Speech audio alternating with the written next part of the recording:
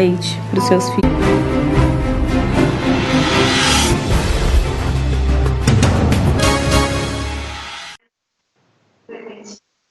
Muito bem, voltando com o programa Sérgio Cruz, aqui pela viamorena.com.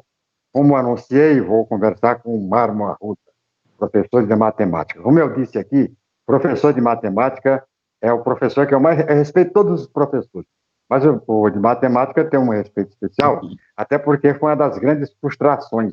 Eu nunca consegui aprender matemática, até porque também nunca frequentei aulas de matemática com seriedade, né? Matemática é uma coisa que você precisa ter muito respeito pela matemática, porque a matemática é a ciência exata. A que não é exata, você vai tirando, empurrando com a barriga e tal. Agora, ninguém foge da matemática, porque a matemática está em tudo. Qualquer atividade que você exercer, tem matemática. Não adianta você querer fugir, você tem sempre que estar fazendo uma conta. E a estatística é uma das variantes aí da matemática de maior importância hoje em dia.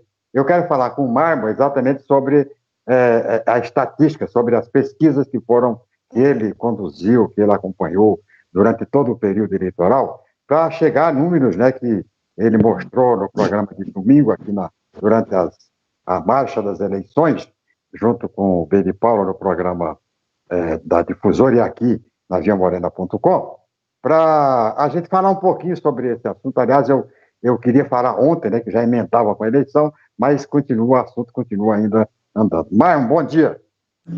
Bom dia. Bom dia. É um prazer muito grande, Sérgio, estar contigo, porque eu considero você um dos ícones, e eu tive a oportunidade de dividir a bancada, né, com o B de Paula também, que é outra pessoa que eu respeito muito na comunicação sul-mato-grossense. E você e o B de Paula, eu acho que é aquela velha guarda da comunicação de Mato Grosso do Sul. Então, para mim, é muito prazeroso falar com você. Sobre a matemática é a rainha das ciências, né? Porque a partir da matemática você conseguiu desenvolver várias situações, né, de lógicas que hoje estão dominando o mundo, né? E então, até na medicina, a matemática entra bastante, né? Por exemplo, essa avaliação das vacinas, né? Que alguns não acreditam, e é sempre assim, sempre tem pessoas que não acreditam. A estatística, eu falo assim, estatística em campanha eleitoral, não acredita quem não vê o nome dele surgir na pesquisa. Mas os que acreditam, que vêem os nomes surgirem na pesquisa, provavelmente ele vai ter uma metodologia para desenvolver a sua campanha, né? Então, a gente vê o seguinte, eu sempre analisei a campanha política como um teatro de operações. Eu sou sou militar, né? Então, eu vi um teatro de operações, em que você utilizava as 3 armas para você fazer essa campanha. E eu sempre gostei de trabalhar com o sistema ternário. Então, um comanda 3 comanda, e vai aumentando até chegar a 27 a 30 pessoas. Então, é dessa maneira que eu entendo a política. E a gente vê esse teatro de operações, quando a gente faz uma pesquisa, e quando os pesquisadores eles entram em campo, eles vão pegar amostras em lugares em que as pessoas têm o mesmo comportamento. Então, você quer saber o comportamento da área central? Você vai numa zona que você sabe, não, esse aqui é o comportamento da área central, então eu vou pegar por amostragem algumas pessoas desse ambiente e transportar para a minha pesquisa. E assim foi feito. E não é nada de bruxaria, né? Eu falei até para o B de Paulo, que o B ele é meio cético em relação à pesquisa, né? Como que eu vou fazer pesquisa para vereadores?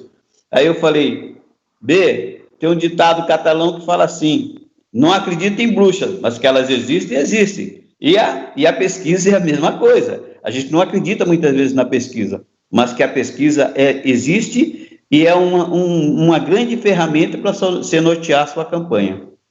Mas, Marmo, você tem que reconhecer comigo, né, e até concordar comigo, que as pesquisas, quando são feitas com seriedade, com metodologia adequada, quando você faz a pesquisa para conhecer o resultado, a pesquisa ela responde.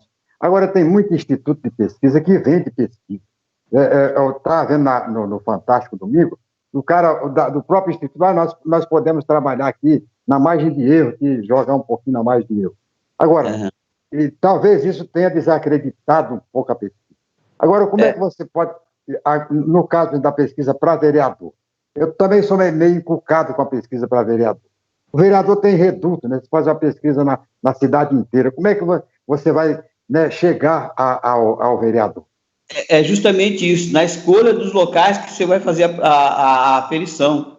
Você está entendendo? Então, você não sai Campo Grande toda, fazendo todo lugar de Campo Grande, mas você coloca em regiões que tem mais ou menos o mesmo perfil socioeconômico, perfil ideológico. Então, você vai nessas partes assim. Então, aquele lugar, por exemplo, certa vez eu ouvi dizer que Curitiba, se você ia lançar um produto a nível nacional, você lançava em Curitiba, porque lá tem a situação de pensar de todo brasileiro, de gosto, coisa e tal. Então, eles tiravam dali para lançar o produto a nível nacional. Não sei se isso é lenda urbana, mas é que eu ouvia. Aqui em Campo Grande, a gente pega determinadas áreas, né? Por exemplo, você pega o pessoal ali do São Francisco, vamos dizer, você tem mais ou menos o pensamento daquele pessoal da área central ali. Você está entendendo? Então, aí você vai trabalhar com essa perspectiva. Então, as amostras, você vai pegar um X de pessoas para você montar, porque a gente trabalha em cima de uma coisa que chama curva de Gauss, né? Então, essa curva de Gauss, ela tem um pé, vamos para mais ou menos estabelecer, ela tem um pé, ela tem a parte do corpo e ela tem a cabeça.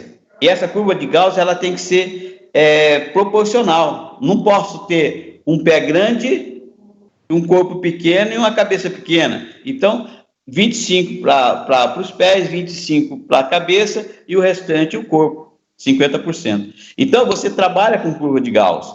Isso aí é um ensino que a gente aprende com cálculos de integral diferencial, que é cálculo de área, que isso é um trabalho matemático, né? Então, a gente trabalha mais ou menos nessa situação. Em relação ao acreditar e a venda, o problema maior que você falou foi a venda de pesquisa, né? E, normalmente, você pode ter certeza, a pesquisa, ela vai errando, 2 meses antes, 1 mês antes da campanha, a pesquisa começa a ser séria.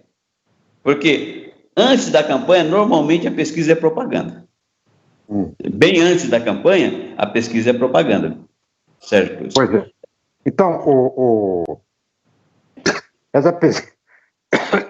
Desculpa.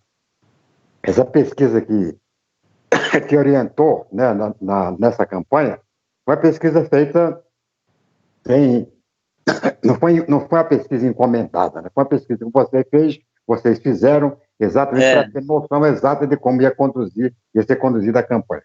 Essa pesquisa que você fez, para prefeito, todas elas mais ou menos deram mais ou menos... Não, já estava... O prefeito é como eu falei. O prefeito, não sei se você viu, quando vem pessoas jogar xadrez, tem aquele mestre de xadrez, e ele coloca todo mundo para jogar contra ele. Aí, na abertura, ele dá 2, 3 lances, ele dá um cheque, que a gente chama de cheque pastor no xadrez, já mata todo mundo. Então, ali não tinha nada. Ali, o que tinha era o percentual. Até eu falei para o B no dia do programa, eu acredito que não vai chegar a 62%, vai ter uma queda bem considerável. E foi 52%, 53%, né? Na pesquisa que você acompanhou, qual foi a diferença que deu para prefeito? Para prefeito, que eu estou falando, estava 62%. Mas chegava, os erros chegavam a 53%. Eu falei para o B, esse cálculo de 53% era o mais razoável. Certo. Agora, com relação, por exemplo, à eleição dos vereadores, na sua pesquisa você chegou a acertar quantos por cento dos vereadores? Olha, eu acho que nós erramos no Ademir, que nós acreditávamos que o Ademir Santana iria ser eleito. Nós erramos no PMDB, que nós pensávamos que íamos ter 2, e a sobra do PMDB estava pouca. Nós erramos na terceira vaga do PMDB, também foi errado, né? E o resto, tudo correu normalmente, né? O Zé da Farmácia, nós acertamos. O professor Riverton, né? Nós acertamos. E todos os outros que entraram assim, que o pessoal falava, não, isso aí é zebra. Não era. Nós sabíamos que o Avante, por mais que ele tinha um candidato na majoritária, ele não iria fazer um vereador, porque o coeficiente dele era baixo. Entendeu? Terminou não fazendo, né? Terminou não fazendo. Outro também, o PDT. Esses partidos grandes, eles estão num processo de derretimento, né? A gente vê que hoje, em São Paulo, por exemplo, na minha opinião, o Boulos tem grande chance de ganhar a eleição. Se o Boulos ganhar, não vai ser surpresa nenhuma para mim. Porque as esquerdas se uniram lá. E o PSB, o PT, o PCdoB entraram na campanha do Boulos. Eu ouvi dizer também ontem que o Russomano entrou na campanha mas entrou e não entrou, porque o Russomano foi apoiado pelo presidente, a questão do Covas e do governador de São Paulo também, eles não são ligados ao presidente da República, né? Então, é uma situação bem difícil. Eu acho que o Boulos tem grande chance lá em São Paulo. Eu também acho. Aliás, ele não tinha chance de ir para o segundo turno, terminou indo para o segundo turno e bem, né? Então... mas aí que aconteceu o seguinte, ele iria para o segundo turno, porque ou ele ou o Márcio França, né? Porque eles são a esquerda. Só que a esquerda, que nós conhecemos, a esquerda lulista, vamos dizer assim, ela vai ter que mudar. Eu acho que vai ter que fazer, se quiserem mudar esse país, tem que fazer... O país não sei se vai mudar ou não, mas eles deveriam fazer uma coligação, né? Coalização, né? Aliás, o termo mais correto é esse, do PDT, o Boulos, que vai ser uma grande liderança política a partir de agora, e eu acho o Boulos, ele tem uma cultura geral melhor que o Lula, né? Mas infinitamente, o Lula foi criado e forjado, como a gente fala nas esquerdas, nas lutas sindicais, então ele tem vernáculo para chegar em qualquer grupo social e responder com força. Mas eu estou acreditando, a do Paz já fica mais difícil, apesar que os dois candidatos de esquerda lá parecem que vão para o Paz. Aquele lá, se ficar o bicho come, se correr o bicho pega, lá no Rio de Janeiro. O Rio é complicado. Quer dizer que houve um acerto, né? Houve um acerto nas pesquisas. Então, quando a pesquisa ela é feita com seriedade, com responsabilidade, não é feita para marketing, né? A pesquisa tem a sua validade, seu valor. Inclusive, as pesquisas nacionais, que este ano erraram um pouco. Me parece que das nacionais, das locais, me parece que errou feio em Dourados, né? Você tem informação de Dourados? Eu não tinha informação porque eu foquei aqui em Campo Grande, né? Mas eu verifiquei que todo mundo apontava o Barbosinha como provável prefeito de Dourados e perdeu, né? Então, muitas vezes, essa situação também da pesquisa, né? Aqui, parece que, devido à seriedade, foi feito com uma amostragem de 3.000 pessoas, né? O meu amigo Leite caprichou nessa, 3.000 pessoas, então é uma amostragem muito boa. Você vê que para presidente da República o pessoal faz uma pesquisa com 2.000 pessoas, e você pode notar, dificilmente dá um erro muito grande assim. Os erros são pequenos, né? Pois é, Marlon. Então, eu estou trazendo aqui para a gente dar uma folga, para valorizar mais as pesquisas, né? Porque pesquisa, você falou bem no começo, quem está bem tem gente que acredita tão pouco em pesquisa, que o cara está bem na pesquisa, ele acha que ele poderia estar melhor. Se não fosse, eu poderia estar melhor. Eu vi o próprio Bolsonaro na eleição passada, quando ele ganhou a eleição, ele achou que poderia ter mais de 57 milhões de votos, né? Mas, por exemplo, esse efeito Bolsonaro, né? Depois dessa briga pela soberba, pela briga do partido, você viu que foi como é que é? Haussmann, né? Lá em São Paulo, um fiasco. Aqui em Mato Grosso do Sul, o partido caiu, o PSL caiu muito. O Bolsonaro quis criar o partido dele lá, não conseguiu 400 e poucos inscritos para ver. E tem muita coisa desse governo Bolsonaro que está debaixo do tapete. A hora que levantar e começar a campanha, vai ser difícil. A partir do momento que eles têm essa teoria negativista de Olavo de Carvalho, né? Esse cara é um cara que, Deus o livre, o cara não é nada na vida e se diz filósofo, se diz orientador dos filhos do presidente da República, briga contra a escola de Frankfurt. Então, é isso que vai acabar com o esquema Bolsonaro. Como você falou, tem muita coisa do Bolsonaro, mas em relação ao meio ambiente, a partir do momento quando ele assumiu, ele pegou aquele rapaz que tinha multado ele porque ele estava pescando de forma ilegal, né? Ele tirou da função, começou, você viu que a questão ambiental para ele é legada a um segundo plano, né? E colocou esse ministro do meio ambiente, que ambientalista não tem nada. Então, o Brasil vai sucumbir, porque existe uma hipocrisia mundial.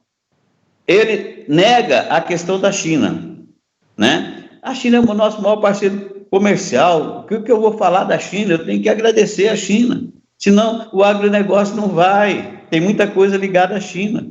E o americano não. O americano só vê o umbigo dele. Seja o Biden que vai entrar, seja o Obama, mas a realidade deles é diferente da nossa. Então, nós temos que brigar, né? Então, isso que eu vejo aqui a nível de Brasil e a nível de Bolsonaro. Então, vai ser difícil a construção de uma campanha do Bolsonaro. Pena que a esquerda está totalmente desarticulada. Pois é, nessa eleição, você acompanha essa eleição, você acha que essa eleição tem alguma coisa a ver com a eleição de 2022 ou cada eleição tem a sua própria história? Olha, tem várias situações. Quem que o governo vai indicar para ser governador de estado? O Riedel, né? O Riedel, parece? Riedel, né? Parece que eles fizeram um acordo para o Riedel sair e o Marquinhos continuar como prefeito, para o Marquinhos não deixar a prefeitura na mão de outras pessoas. Então, são vários. Então, o tabuleiro, né? Eu não sei, o PT está com medo, parece, de lançar candidato. Tanto lançar o Kemp, que é um bom quadro do PT. Um cara honesto, um cara sempre... Mas não é empolgante, né? E aí vai depender, a ministra também, né? A ministra vai querer ser candidata. A ministra, eu acho que se eu fosse ela, eu seria candidata a senadora e não a governadora. Tem o Mandetta também, que a gente não pode esquecer, que o Mandetta, ele hoje é um quadro muito forte, e parece-me que o Mandetta, ele tem aspiração nacional de ser vice-presidente do Moro, sei lá de quem. Então, aí o quadro vai formar, mas eu acredito que o Marquinhos não sai candidato a governador. Tá bom, muito obrigado, Marmo, por sua participação no nosso programa, e você já está convidado para uma próxima vez, para a gente, aliás, para umas próximas vezes, né, para a gente falar de política e tal. Agora, campanha agora só em 2022, e até lá a gente vai aprender bastante com você, sobretudo nesse encaminhamento, né, nessas projeções que você faz com muita propriedade.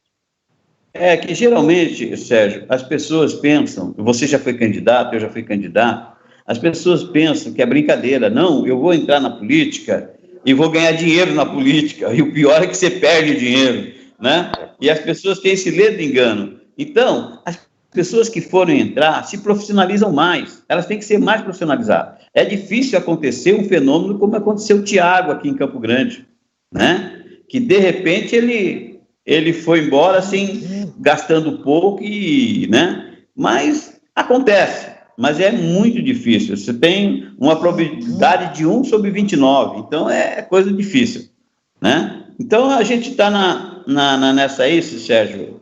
Eu agradeço imensamente de coração ter participado com você, que eu reputo, como já falei no início, um dos melhores, ou se não o grande comentarista político do Estado, né? Porque além de você ter conhecimento de bastidores e conhecimento de vida, você vivenciou isso aí.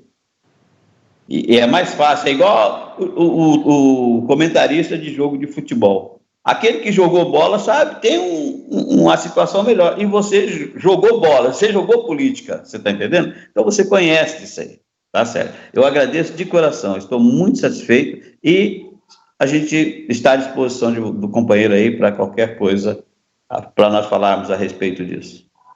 Falou, quero falar com você sobre política, sobre ideologia política, sobre essas questões de debate, né? Numa próxima oportunidade. Um abraço muito forte para você e até lá. Igualmente, Sérgio. Obrigadão mesmo. Agradeço de coração. Tchau. Falou, um abraço.